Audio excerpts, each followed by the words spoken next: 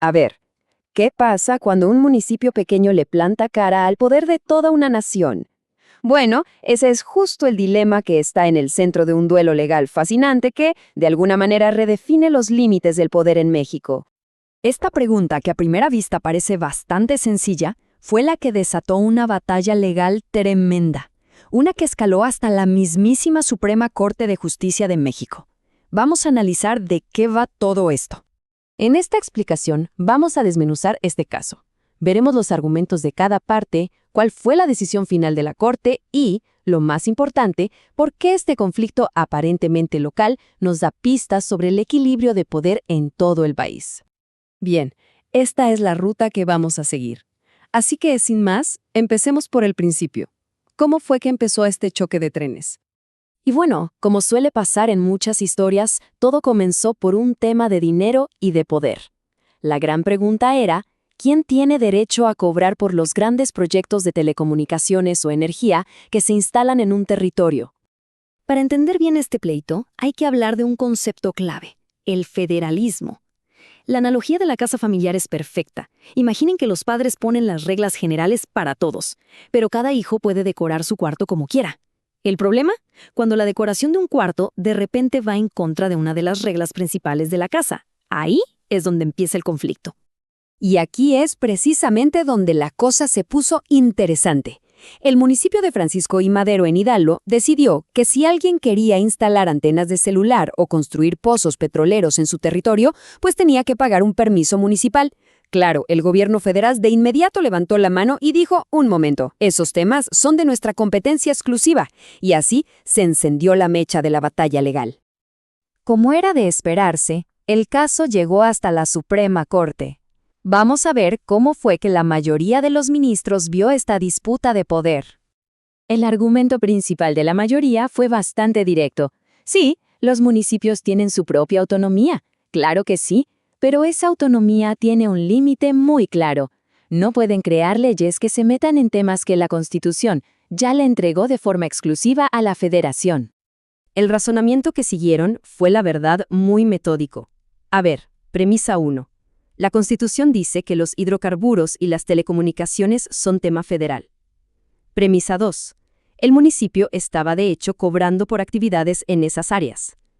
La conclusión para ellos era inevitable. Esos cobros eran inconstitucionales. Así de simple. Y es que, para la mayoría de los ministros, lo más importante era mantener la coherencia de todo el sistema legal. Su punto era que, si cada municipio empieza a legislar sobre temas federales, imaginen el caos, se volvería muy difícil gobernar el país. Pero, ojo, que la historia no se acaba ahí, porque la decisión no fue unánime. De hecho, hubo una voz disidente muy potente, y no era cualquiera, era la de la propia ministra presidenta de la Corte. En lo que se conoce como un voto particular, la ministra presidenta Norma Piña no solo cuestionó el razonamiento de sus colegas, sino que fue un paso más allá y planteó una pregunta bastante audaz.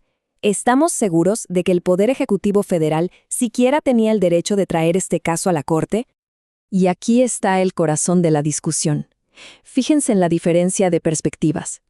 Para la mayoría, el municipio se estaba metiendo a regular una industria nacional. Pero para la disidencia, no era así.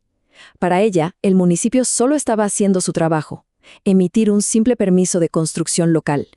La disidencia fue muy clara en sus argumentos. Primero, que la Constitución le da a los municipios el derecho a cobrar por licencias de construcción. Segundo, que dar un permiso para construir algo no es lo mismo que regular a toda la industria petrolera. ¿Estamos de acuerdo? Y tercero, un punto más técnico pero clave, que quizás la demanda la debieron haber presentado otros organismos federales y no el Poder Ejecutivo. Bueno, con las dos posturas tan claras y argumentadas sobre la mesa, llegó el momento de la verdad, la decisión final de la Corte. Y al final, a pesar de lo potente que era el argumento en contra, la balanza se inclinó. La mayoría prevaleció y la Suprema Corte le dio la razón al gobierno federal, declarando que las tarifas del municipio eran, en efecto, inconstitucionales. La decisión fue clara y contundente. Los artículos de la ley municipal en disputa quedaban anulados. Se ordenó notificar a las partes y publicar el fallo para que no quedara ninguna duda. En resumen, La ley local quedó oficialmente sin efecto. Muy bien, ya vimos el caso, los argumentos y el resultado.